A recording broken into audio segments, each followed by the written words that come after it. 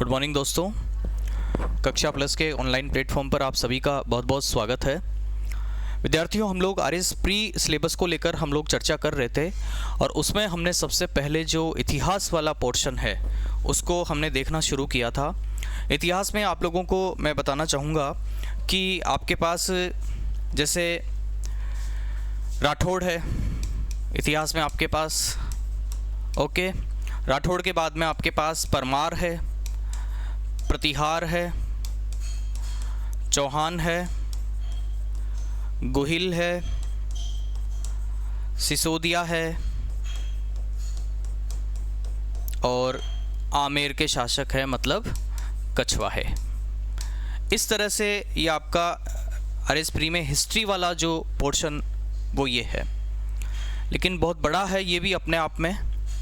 तो इसमें से हम लोग जो है चौहान हम लोगों ने शुरू कर दिए थे और चौहानों में हम लोगों ने जो है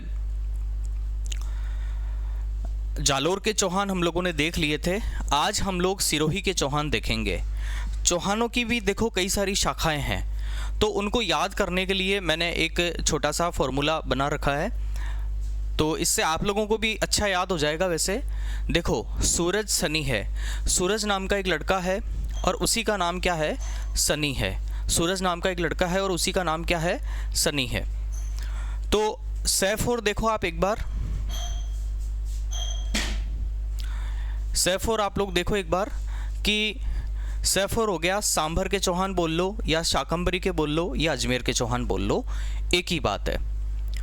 रैफोर हो गया आपके रणथंबोर के चौहान। रणथंबोर के चौहानों की स्थापना कब हो रही है, जैसे अजमेर के जिस चौहानों में जो 1192 में जो तराइन का द्वितीय युद्ध हुआ था उसमें पृथ्वीराज चौहान की जो पराजय हुई थी, उसके बाद में इनके जो पुत्र थे गोविंदराज, उन्होंने रणथंबोर में चौहान वंश की स्थापना की थी। उसके बाद हमारे पास आ जाता है जयफोर आ गया जालोर के चौहान, जालोर के चौहान हो गया। सैफोर हमारे पास हो गया सिरोही के चौहान। नैफोर हो गया नाडोल के चौहान। हैफोर हो गया हाड़ौती या बूंदी के चौहान। तो जब देखो सिलेबस में तो क्या है कि एक शब्द लिख दिया इन्होंने, चौहान लिख दिया भाई, लेकिन चौहानों में भी आप लोगों को ये पांचों की पांचों शाखाएं पढ़नी पड़ेंगी। हालांकि मानते हैं कि बूंदी के चौहान हुए और ये अजमेर के जैसे चौहान वगैरह है, रणथंबोर में भी आपके हमीर वगैरह है, तो ये इम्पोर्टेंट जो है शासक हैं। तो मैं आप लोगों को बताना चाहूँगा कि ये सारी ही शाखाएं हमें पढ़नी पड़ेंगी, ठीक है। तो जालोर के चौहान हम लोगों ने देख लिए थे, अभी हम लोग सिरोही के चौहान देख रहे हैं। तो देखते हैं आगे। देखो सिरोही की चौहानों में क्या है, इसका संस्थापक कौन है, संस्थापक का नाम है लुम्बा। संस्थापक का नाम क्या है, लुम्बा। और 1311 ईस्वी में इसने क्या किया, परमारों से आबू और चंद्रावती को इसने छीन लिया था। कौन से क्षेत्र हैं दोनों, आबू और चंद्रावती को छीन लिया था और अपनी एक स्वतंत्र सत्ता स्थापित कर ली थी। परमारों से ये जीत लिए और ये क्या है, देवड़ा चौहान भी कहे जाते हैं। क्या कहे जाते हैं, देवड़ा चौहान भी कहे जाते हैं। देवड़ा चौहान भी कहे जाते हैं, ये ध्यान रखना है। तो लुम्बा ने परमारों से 2 क्षेत्र जीते, एक तो आबू जीता और एक चंद्रावती जीता और अपनी स्वतंत्र सत्ता स्थापित कर ली। अचलेश्वर मंदिर का वहीं पर इन्होंने जीर्णोद्धार करवाया था। उसके बाद इनके जो उत्तराधिकारी हैं उनके केवल नाम आप लोग देख सकते हो। उत्तराधिकारियों में कौन कौन से हैं, देखो एक बार, तेज सिंह हो गया, कान्हड़ देव हो गया, सामंत सिंह हो गया। अच्छा, ये कान्हड़ देव जालोर में भी ये ध्यान रखना है, कीर्तिपाल वगैरह कान्हड़ देव, कीर्तिपाल से शुरुआत हुई थी, कीर्तिपाल, और ये कान्हड़ देव फिर लास्ट में था, कान्हड़ देव है ना। इनके बीच में भी शासक थे 3-4, तो वो अपन उधर देखेंगे। तो इसके उत्तराधिकारी कौन कौन थे, तेज सिंह हो गया, कान्हड़ देव हो गया, सामंत सिंह हो गया, सलखा हो गया और रायमल हो गया। याद रखो तो ठीक है, नहीं रखो तो भी ठीक है, कोई दिक्कत नहीं है। उसके बाद कभी इनकी राजधानी चंद्रावती रही थी और कभी अचलगढ़ रही थी। आगे जाकर सिरोही भी इनकी राजधानी बनती है। ये देखो, ये रही सिरोही, तो पहला जो शासक हम लोगों ने देखा वो क्या था? पहला जो शासक हम लोगों ने देखा लुम्बा था। लुम्बा के बाद में ये 5 शासक हैं जो इसके उत्तराधिकारी रहे। उसके बाद में इनकी राजधानी में चेंजिंग होता रहा, कभी चंद्रावती अचलगढ़ रही। उसके बाद अगला जो शासक है वो है शिवभान। शिवभान, शिव इधर हो गया, शिव और शिवपुरी नगर इसने बसाया। इसका ये एक ही फैक्ट है, ठीक है ना। उसके बाद में है अगला जो शासक आता है हमारे पास में वो है सहसमल साहसमल। इसने क्या किया, ये थोड़ा सा इंपॉर्टेंट है, कई बार आ जाता है क्वेश्चन इसमें से, कई बार इसमें से प्रश्न आ जाता है। तो सहसमल ने क्या किया, 1425 ईस्वी, ये ध्यान में रखना है आपको। 1465 बीकानेर के लिए, 1488 भी बीकानेर के लिए आपको राती घाटी में जैसे बीकानेर वगैरह की स्थापना की, ये सन भी आपको ध्यान में रखने चाहिए। तो 1311 ईस्वी को भी आपको ध्यान में रखने का एक तरीका है। 1308 की घटना याद करो, 1303 की घटना याद करो, 1311 की भी घटना याद करो, जब सिवाना पे और जालोर वगैरह पे अधिकार किया था अलाउद्दीन खिलजी ने। तो इसका आपको सन जरूर ध्यान में रखना है। सहसमल ने 1425 में सिरोही बसाया था, और इसका एक और फैक्ट है सहसमल का कि राणा कुंभा ने इसको परास्त किया था और सिरोही में अचलगढ़ दुर्ग का निर्माण करवाया था, और आबू वगैरह भी जीत लिया था राणा कुंभा ने। फिर बाद में जो सहसमल का उत्तराधिकारी था लाखा मेवाड़ में भी है, इस चीज़ का ध्यान रखना है।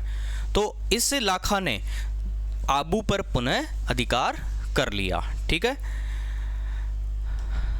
अगला शासक है हमारे पास जगमाल। सिरोही के चौहानों में 6ठे नंबर पे जो महत्वपूर्ण शासक है वो है जगमाल है। इसके 3 ही फैक्ट आप लोगों को ध्यान में रखने हैं। एक तो बहलोल लोधी, ये जो राणा रायमल है मेवाड़ के हैं, और बहलोल लोधी से इनका युद्ध हुआ। इसमें जो जगमाल है उसने राणा रायमल का साथ दिया था।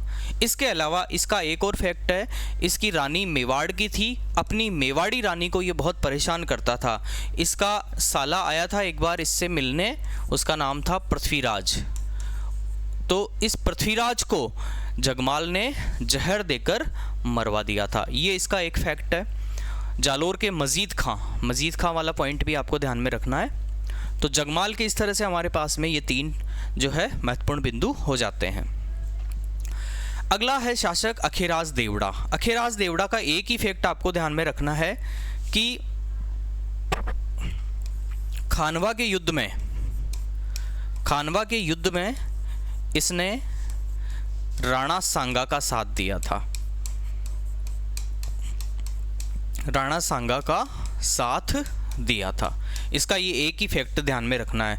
जैसे आप लोगों से कई बार प्रश्न पूछ ले कि सिरोही के जो चौहान थे उनमें से कौन सा जो शासक है उसने खानवा के युद्ध में राणा सांगा का साथ दिया था, वो शासक कौन है? तो वो शासक कौन हो जाएगा? अखेराज देवड़ा। उसके बाद अगला जो शासक है सिरोही के चौहानों में वो है सुल्तान देवड़ा। सुल्तान देवड़ा का 2 फैक्ट ध्यान में रखने हैं। एक फैक्ट तो है इसने अकबर की अधीनता स्वीकार कर ली थी, और दूसरा फैक्ट है दत्तानी का युद्ध। ये दत्तानी है ना, दत्तानी का युद्ध है। दत्तानी का युद्ध देखो, दत्तानी के युद्ध में क्या है, राणा प्रताप के भाई थे, उनका नाम था जगमाल। तो जगमाल को इसने सुल्तान देवड़ा ने युद्ध में मार दिया था। ये फैक्ट ध्यान में रखना है सुल्तान देवड़ा का, दत्तानी का युद्ध। मानसिंह भी एक शासक है। मानसिंह तो बहुत सारे हैं, कछवाहों में भी मानसिंह है, इधर जोधपुर के शासकों में भी मानसिंह है। तो मानसिंह कई जगह है हमारे पास इतिहास में, लेकिन ये जो मानसिंह है इसके समय क्या है, सिरोही राज्य तलवारों के लिए प्रसिद्ध हुआ। तलवारों के लिए प्रसिद्ध हुआ। सिरोही राज्य तलवारों के लिए प्रसिद्ध हुआ। उसके बाद लास्ट जो शासक है इसमें हमारे पास में शिव सिंह है। शिव सिंह का जैसे क्या मामला है कि जोधपुर के जो शासक हैं, जोधपुर के शासक हैं मान सिंह। जोधपुर के मान सिंह ने कहा, जब अंग्रेज सरकार इनसे संधि कर रही थी तो जोधपुर के मान सिंह ने कहा कि रे भाई, सिरोही से आप संधि कैसे कर सकते हो, सिरोही तो हमारे राज्य का हिस्सा है। बाद में क्या है कि इसकी जांच के लिए कर्नल टॉड को भेजा गया। कर्नल टॉड जो एक पॉलिटिकल एजेंट था उसको भेजा गया, कर्नल टॉड को भेजा गया। तो कर्नल टॉड ने कहा कि नहीं, सिरोही जो है वो मारवाड़ के अधीन राज्य नहीं है, एक स्वतंत्र राज्य है, इसलिए सिरोही से अलग से संधि की जाएगी। तो इस तरह से फिर सिरोही से शिव सिंह के समय जो है 1823 ईस्वी में अलग से संधि की गई अंग्रेज़ों और सिरोही के बीच में। तो इस तरह से आपके सामने ये सारे जो सिरोही का चौहान वंश आपके सामने है। एक बार आप लोग वापस देख लो फटाफट से।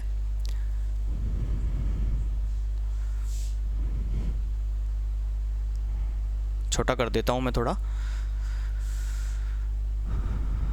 एक बार फटाफट वापस देख लो। मैंने आप लोगों को बताया आरएस प्री का सिलेबस हम लोग देख रहे थे, उसमें आपके आमेर के जो कछवाहे हैं, राठौड़ हो गए, परमार, प्रतिहार, चौहान, गोहिल और सिसोदिया हैं, उसमें हम चौहान वंश देख रहे थे। ये फॉर्मूला मैंने बता दिया था आपको। सिरोही के चौहानों में लुम्बा पहला शासक है जिसने 1311 में जो है परमारों से आबू और चंद्रावती जीता और अपनी स्वतंत्र सत्ता स्थापित की, अचलेश्वर मंदिर का निर्माण करवाया।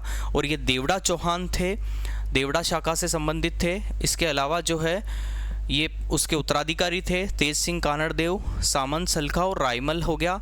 कभी इनकी राजधानी चंद्रावती रही, कभी अचलगढ़ रही। शिवभान ने, अगला शासक है शिवभान, उसने शिवपुरी नगर बसाया। साहसमल ने 1425 ईस्वी में सिरोही बसाया। उसके बाद में राणा कुंभा ने इसको परास्त किया था और अचलगढ़ दुर्ग का निर्माण करवाया।